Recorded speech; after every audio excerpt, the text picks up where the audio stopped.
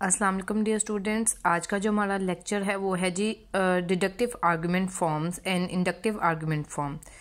मतलब कि हमने पहले दो तरीके ऐसे देखे जिनकी मदद से हम इंडक्टिव आर्गुमेंट्स और डिडक्टिव आर्गुमेंट्स को अलग अलग कर सकते हैं, उनको पहचान सकते हैं। फर्स्ट था इंडिकेटर वर्ड्स की मौजूदगी और सेकंड था उनके दरमियान इन्फ्रेंशियल लिंक जो मौजूद है, इन्फ्रेंशियल रिलेशनशिप मौजूद है, वो किस हद तक स्ट्रॉन्ग है। और जो थर्ड टेक्निक जो यूज़ की जाती है वो है फॉर्म्स और द करेक्टर। ठीक है, तो मैं ये आपको बता दूं कि many arguments have a distinct character और form that indicates that the premises are supposed to provide absolute support for the conclusion। यानी कि हर आर्ग्यूमेंट जो होते हैं उनकी एक स्पेसिफिक फॉर्म होती है। ठीक है, जिसमें के मुताबिक उसको हम आर्ग्यूमेंट को इंडक्टिव एंड डिडक्टिव कहते हैं। और अगर डिडक्टिव आर्ग्यूमेंट की बात की जाए तो उसका फॉर्म में करेक्टर ऐसा है कि प्रीमिसेस जो हैं वो अपने कंक्लूजन को एब्सोल्यूट सपोर्ट प्रोवाइड करती हैं। और उसके लिए जो 5 फॉर्म्स हैं और 5 काइंड्स ऑफ आर्ग्यूमेंटेशन हैं वो हैं आर्ग्यूमेंट्स बेस्ड ऑन मैथमेटिक्स। इनकी 3 ब्रॉड कैटेगरीज है और इनको 5 कैटेगरीज में लेके जाया जाता है। मतलब जो 3 ब्रॉड कैटेगरीज हैं उनमें आर्ग्यूमेंट बेस्ड ऑन मैथमेटिक्स हैं, आर्ग्यूमेंट बेस्ड ऑन डेफिनेशन है एंड आर्ग्यूमेंट बेस्ड ऑन यानी कि इसको हम साइलोजिज्म बोलेंगे। सिलोजिज्म है ये। साइलोजिज्म में आगे 3 इसकी कैटेगरी मतलब के 3 सेक्शंस हैं, ये 3 किस्में हैं जिसमें कैटेगोरिकल साइलोजिज्म है, हाइपोथेटिकल साइलोजिज्म और डिसजंक्टिव साइलोजिज्म है। तो ये 5 चीज़ें ये इस बात को जो फॉर्म है, ये जो 5 फॉर्म्स हैं इस बात को जाहिर करती हैं कि एक आर्गुमेंट डिडक्टिव है। ठीक है, 5 फॉर्म्स को मैंने आपको बताया, लेकिन मैंने बताया कि 3 मेन कैटेगरीज हैं। कैटेगरीज में आर्गुमेंट बेस्ड ऑन मैथमेटिक्स है, आर्गुमेंट बेस्ड ऑन डेफिनेशन है एंड साइलोजिज्म है। और साइलोजिज्म को हमने आगे 3 मुख्तलिफ किस्में बताई जिसमें नंबर 1 कैटेगोरिकल साइलोजिज्म है, नंबर 2 पे हाइपोथेटिकल साइलोजिज्म है और नंबर 3 पे डिसजंक्टिव साइलोजिज्म। ये 5 फॉर्म्स हमारे आर्गुमेंट में अगर कोई एक इनमें से हो तो हमें आर्गुमेंट को डिडक्टिव आर्गुमेंट कह सकते हैं। तो first argument is the argument based on mathematics.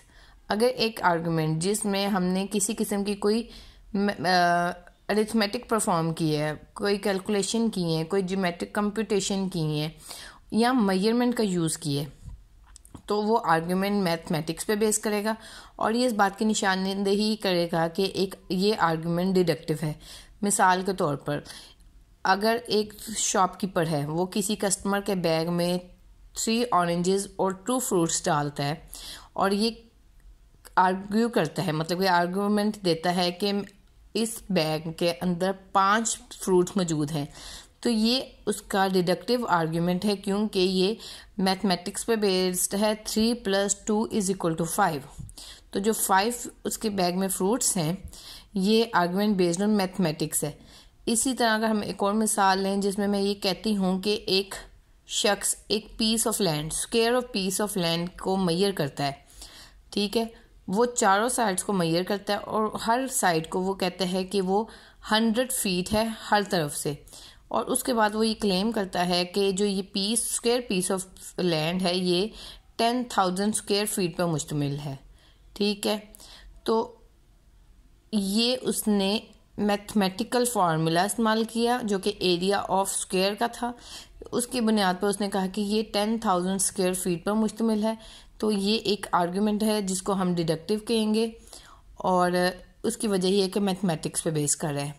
ठीक है, ये बिल्कुल एग्जैक्ट और प्रिसाइज कैलकुलेशंस होती हैं जिसकी वजह से इस बात में कोई नहीं रहती इसमें कि ना शक की गुंजाइश कि ये आर्गुमेंट इंडक्टिव होगा या डिडक्टिव होगा। जैसे ही आप मैथमेटिकल कैलकुलेशन या अरिथमेटिक्स का इस्तेमाल देखें तो समझ जाएं कि ये एक डिडक्टिव आर्गुमेंट है। सेकंड है an argument from the definition. एक ऐसा आर्गुमेंट जिसमें conclusion is claim to depend merely on the definition of some word और phrase used in the premise और कंक्लूजन।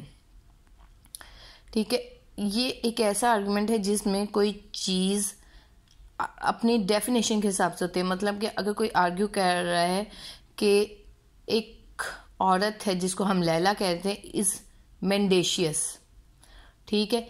मेंडेशियस का मतलब है झूठ बोलने वाली, या आप उसको मकरू कह सकते हैं। तो एक औरत के लिए, लैला के लिए उन्होंने कहा कि मेंडेशियस है। इस बात का मतलब ये है कि शी टेल्स लाइज, वो झूठ बोलती है। तो ये एक डेफिनेशन है, ठीक है। इस डेफिनेशन के अकॉर्डिंग ये आर्गुमेंट डिडक्टिव है, क्योंकि वो औरत झूठ बोलती है और उसमें इसलिए उसको मेंडेशियस कहा गया है। लेकिन इसी तरह एक पैराग्राफ के बारे में कहा जाता है कि इट इज़ प्रोलिक्स। प्रोलिक्स का मतलब है ये बहुत लंबा है या इसमें मुश्किल अल्फाज हैं। तो it follows that it is excessively Verde, यानी इसमें बहुत ज़्यादा अल्फाज पाए जाते हैं। अगर एक पैराग्राफ जो हो जिसमें बहुत ज़्यादा वर्ड्स पाए जाते हों तो वह अपनी डेफिनेशन के हिसाब से लंबा होगा। तो ये arguments are deductive because their conclusion follow with necessity from the definitions of mendacious and prolix. जो मैंने दो आपको बताया कि मेंडेशियस वर्ड बोला था मैंने, जिसका मतलब मकरू है, लेकिन ये एक औरत के लिए इस्तेमाल किया गया था क्योंकि वो झूठ बोलती थी। और प्रोलिक्स का मतलब है बहुत लंबा, एक पैराग्राफ के लिए मैंने इस्तेमाल किया जिसमें एक्सेसिवली वर्डी था। तो ये एग्जाम्पल है एन आर्गूमेंट फ्रॉम डेफिनेशन की। जो थर्ड है वो है सिलॉजिज्म। सिलॉजिज्म अगर अमूमी अल्फाज में देखा जाए तो ये एक आर्गूमेंट है जिसमें एग्जैक्टली टू प्रीमिसेस होती हैं, दो प्रीमिसेस होते हैं और वन कंक्लूजन होता है। और ये जो साइलॉजिज्म है वो अगर मौजूद हो किसी आर्गूमेंट में तो ये बात की निशानदेही करता है कि आर्गूमेंट हमारा डिडक्टिव है। साइलॉजिज्म जो हैं वो तीन तरह के हैं। कैटेगोरिकल साइलॉजिज्म है, और हमारे पास ये वो है जिसमें हर स्टेटमेंट ऑल, नो और सम से स्टार्ट होती है। अगर ये चीज़ें पाई जाएं ऑल, नो और सम, तो आप ये समझ लें कि कैटेगोरिकल साइलॉजिज्म है। और साइलॉजिज्म जहाँ पे मौजूद होगा, साइलॉजिज्म वो है आर्गुमेंट जिसमें दो प्रीमिसेस हों और एक कंक्लूजन हो, और जहाँ पे ये ऑल, नो और सम वाला हो तो आप समझ जाएं कि ये एक डिडक्टिव आर्गुमेंट है। इसकी मिसाल है कि all ancient forest are source of wonder, कि जो तमाम पुराने जंगलात हैं वो एक सोर्स ऑफ वंडर हैं, ठीक है, मतलब कि अजाइब हैं, अजूबे हैं। Some ancient forest are targets of timber industry, कुछ पुराने जंगल हैं वहाँ वो लकड़ी की इंडस्ट्री का टारगेट हैं। इसका मतलब है कि जो कुछ सोर्सेज ऑफ वंडर हैं वो टारगेट बन जाते हैं टिम्बर इंडस्ट्री का। तो ये एक मिसाल थी हमारे कैटेगोरिकल साइलॉजिज्म की जिसमें ऑल, नो और सम का इस्तेमाल किया गया, और ये इंडिकेट कर रहा है कि हमारा आर्गुमेंट एक डिडक्टिव आर्गुमेंट है। नेक्स्ट हमारा है हाइपोथेटिकल साइलॉजिज्म, जिसमें एक कंडीशन इफ देन की आती है। अगर कोई स्टेटमेंट इफ से शुरू हो रही हो और उसमें साथ देन आ रहा हो तो ये हाइपोथेटिकल साइलॉजिज्म है। एग्जाम्पल में अगर आप देखें तो एग्जाम्पल में आपको एक देती हूँ। If state taxes are abolished then wealth will accumulate disproportionately, अगर हुकूमत टैक्सों को ख़त्म कर दे तो, इफ देन वाली स्टेटमेंट है, तो दौलत की गैर मुनसिफाना तकसीम होगी, ठीक है। ये एक सेंटेंस है। दूसरा ये है कि if wealth accumulates disproportionately then democracy will be threatened. दूसरी जो इसमें स्टेटमेंट बताई गई है वो कि अगर हमारी जो दौलत है वो गैर मुनसिफाना तकसीम होती है तो हमारी डेमोक्रेसी के लिए खतरा है। ये दो प्रेमिसेस दी गई। तो इसका कंक्लूजन है therefore if state taxes are abolished then democracy will be threatened. उसका कंक्लूजन ये है कि जी अगर हुकूमत टैक्स ख़त्म कर देती है तो डेमोक्रेसी के लिए ख़तरा हो सकता है।